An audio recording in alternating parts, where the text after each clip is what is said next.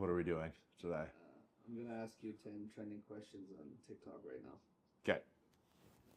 This should be good. Yay. First question. What do you think of OnlyFans model? In general, Yes. um, why would you ask me that? like it is. You can do whatever you want, but I don't think it's a lot different than like prostitution. But I mean, all the power to you. If you're making $1 million a month, maybe that's worth it. Let's move on. Is Liver King a fraud? Yeah, I haven't watched the documentary that just came out, but I've seen there's one on Netflix, which is crazy, by the way. I've seen some clips from it, and there's some pretty crazy shit on there. Yeah, he said he did the 9 ancestral tenants, but in reality, it was just like a lot of drugs. Yeah, I don't know. You're kind of a fraud if you say you're natural and that you built this muscle or got this lean from doing these things and say you're natural, but you actually weren't natural. It's probably the 10 I use a growth hormone and 1.5 grams a year that he came out he was on. Are booty workouts sexualizing fitness? Or booty workouts sexualizing fitness? No, not at all. What sexualizing fitness is just posting videos about that and like putting like, the tripod and the camera like right behind your glutes and then doing, I don't know, some RDLs. But I mean, all the power to you. I don't have issues with anyone doing anything in the gym that doesn't affect other people, so that's fine. But yeah, like for sure, if you look on someone's page, it's just all videos up close of their glutes, then it's not a fitness account. It's kind of like a soft porn account. Should fitness influencers disclose their use of enhancements or PEDs? No, I don't think you have to say if you take PEDs or not. Definitely not. I think where the issue is if you say you're natural and you're taking PEDs, then you're just lying. But I mean, just lying about anything is bad. Kind of makes you a fraud. Are high-priced fitness programs justified? I see that's trending right now, which is honestly kind of crazy. You see like coaching programs for like $600, $700, $800, even like I've seen some for 1,000. It's absolutely a waste of money. Are you kidding me? Are you kidding me? Like I've worked with Chris Aceto, who's was arguably the best bodybuilding coach in the world for a very long time.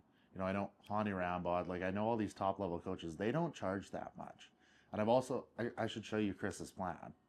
Like if you compare Chris's plan to these plans you're paying $1,000 for, you'll be like, okay, I am straight up just getting scammed here. So cut that nonsense out. There's no way to justify $1,000 a month fitness coaching program. Like, just my God, no, stop. Next question. This is a non-fitness, but should tipping in restaurants be abolished and replaced with fair wages? That's a great question. So actually, in Australia, they don't do tipping, and they're just paid a lot. The workers are paid more money, like their hourly wage. Should it be abolished? No, I kind of like the concept of it because it really incentivizes the servers to, offer better service, which I think is great. I do think it should be abolished at Subway already. Yeah, like nothing right. That's one of my biggest pet peeves is when you go into like, a Subway or a Tim Hortons, it's like tip option. And then they like look at you and you feel super bad hitting no tip. I always get pressure. I always tip them. And then like when I get in my truck, I swear at myself. But I think like my staff at the Supplement World locations do way more than, you know, workers at certain fast food chains in terms of like how much they have to know about products and just like the service overall, and they don't get tips. So that's why I have a big issue tipping in those places. I think that should be on like Subway, for example, for paying their workers a higher hourly wage.